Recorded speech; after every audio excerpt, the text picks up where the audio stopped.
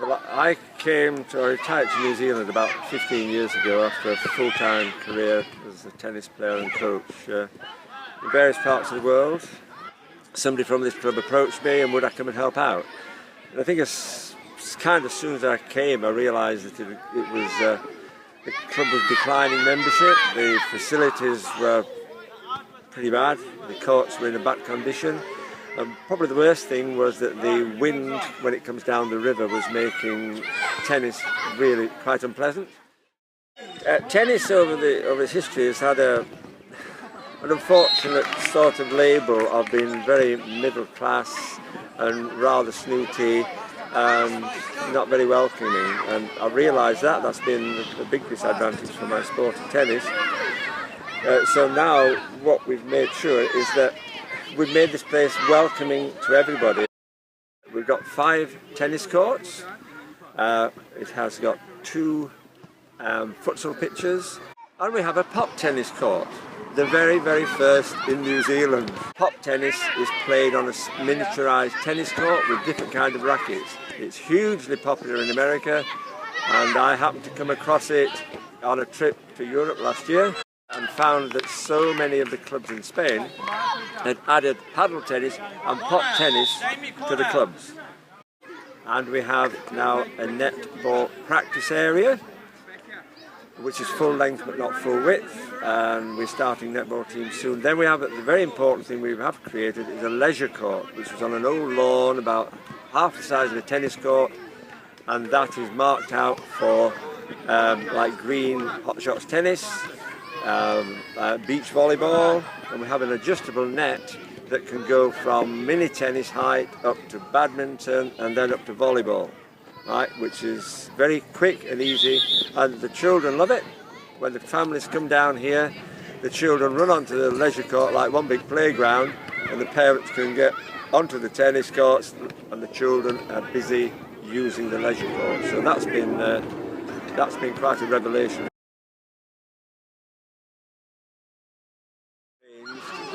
We find that all various sports all fit in perfectly together. We always make sure there's room for tennis, and so there's no issue. We've got these dividing curtains. We can easily set it up for various sports. The other day we had 6 sports all happening at the same time. So it's the way the place is designed that's the important factor. At its worst, it was about 50 actual members, and I think at this point in time we've probably got well in excess of 120, probably 140 actual members. But the most important thing is we've got hundreds of people in the user groups who are not members but come to use the place during the week. The Saturday morning tennis classes, which we were struggling to get 20 children into, now have about 80 children enrolled in the Hot Shots tennis program. I started with a friend of mine, also a Latin friend, Jose, in 2013, with 2 groups of futsal with 15 kids. So we started growing, and today, June 2016, we are having more than 80 kids, divided into 4 groups, and 8 volunteer coaches running the activities. We have entered the futsal teams for the first time in 2015 in the East City Futsal League.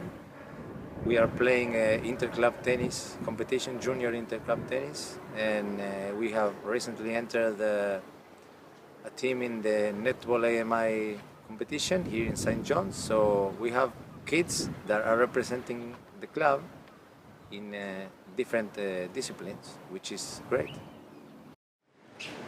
One of the fantastic opportunities that this new facility offers is the ability for Mt Wellington Tennis Club to look at all sorts of different models of usage and models of membership. All sport now is grappling with the fact that people don't want to take up traditional memberships as much as they used to, but they do still want to participate. And every sport, including tennis, needs to work out how to embrace that. And what a facility like this does is give all the sports involved with the facility a fantastic opportunity to take a whole new approach to how people participate and become members down at the club. Now we've got some of the special schools use it during the daytime when nobody else is here, bringing the special needs children down here. They're here on a daily basis. We've got two, Glendowie College and Glendowie Primary School have now booked in to use the place for hockey training after school. That's starting this week. Grace Church International run their holiday programs here.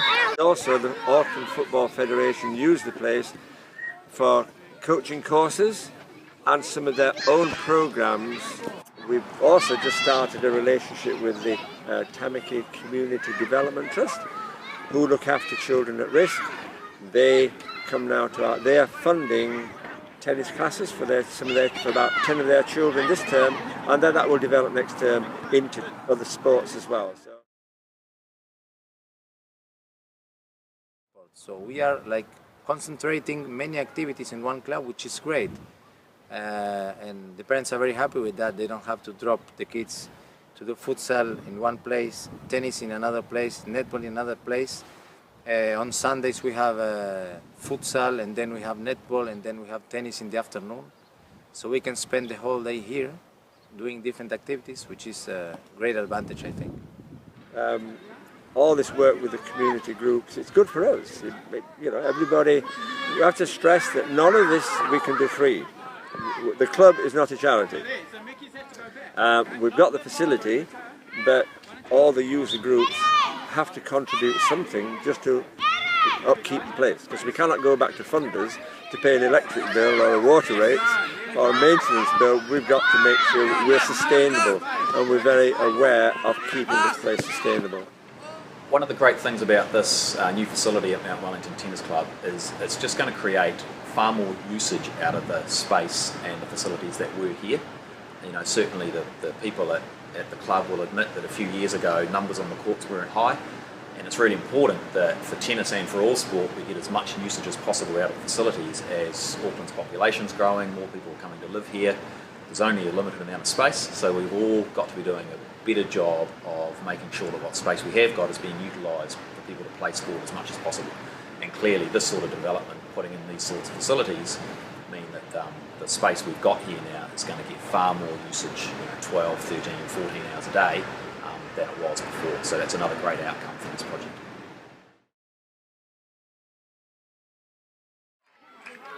Well, we're getting so many comments now from the parents and families to say what a terrific place this is to bring their children.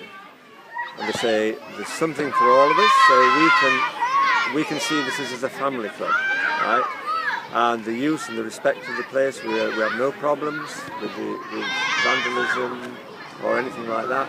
And gradually more of the parents who are here, who appreciate what we're doing, are starting to add their own particular expertise in IT, business management, trades, are gradually stepping forward to help out, because it's a big job, it's very complex, and we need lots of clever people.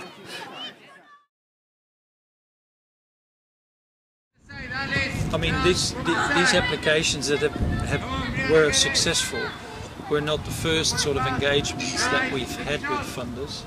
We have been talking to them on a regular basis, especially the local funders like the Tamaki Mangakiki Board, as well as the Mt Wellington Foundation and Charitable Trust, who also contributed to the first phase of the upgrade. So we've sort of had conversations with them over the last sort of 2 to 3 years on a regular basis.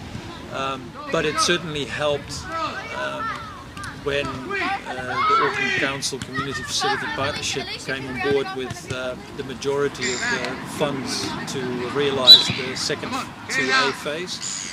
That certainly helped the conversations with the local funders as well, because they then could see that there was definitely something materialized, and that was definitely a good thing. So there's lots of layers of decision making that needs to be covered before you actually get to that point where they agree to it. Everyone has have their own sort of accountabilities and their responsibilities, so you can't just expect them to buy into an idea that you have. You have to convince them and you have to show them the results, or at least the projected outcomes of what you're trying to achieve. And I think they were pleasantly surprised to see what we were trying to achieve, you know, on a wider scale, instead of being just these couple of guys that just want to have nice courts for their tennis club, because that's not what we were trying to achieve.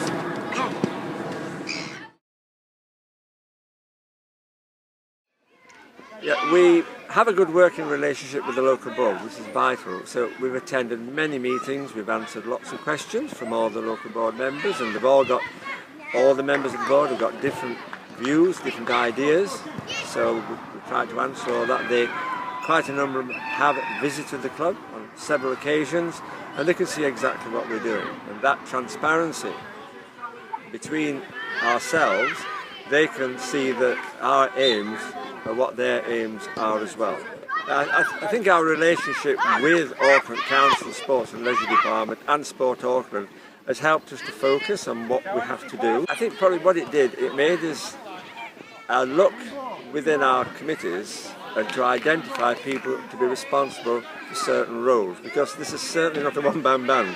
It's fine coming up with ideas, but then you need other people around you who can concentrate on their part. So we have a couple of people that are quite technical, and they know exactly what's required in terms of scoping the work that needs to be done. Then there's people that are better in putting those things on paper and putting it into applications, and talking and discussing the options with the funding bodies that we've worked with and still working with. And then there's obviously things like the actual execution of the programs, of which you see an example in the background.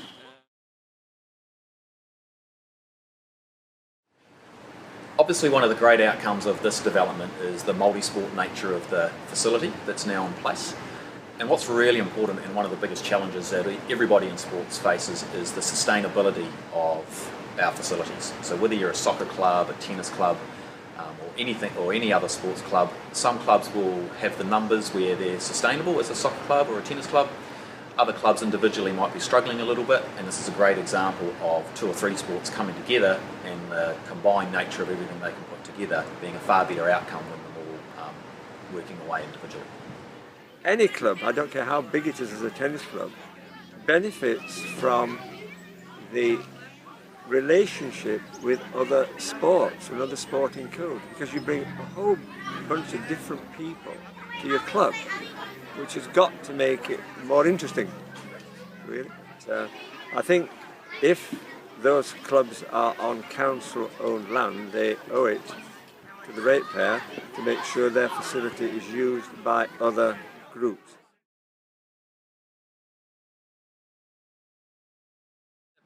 That we're now sort of have only probably finalised maybe the first 30 or 40% of, because we still are really keen to grow the club even further and make it even more available to the local community.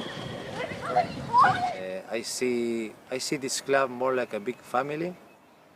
We look to expand the family as much as we can.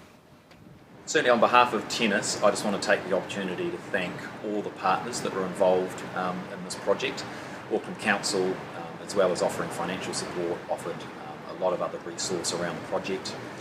The Mangakiki Tamaki local board were significant funders, the Mt Wellington Foundation, and a whole list of other funders all played really critical roles in getting what has been a huge project that's needed a lot of resource from dream 3 or 4 years ago to the fantastic reality it is now.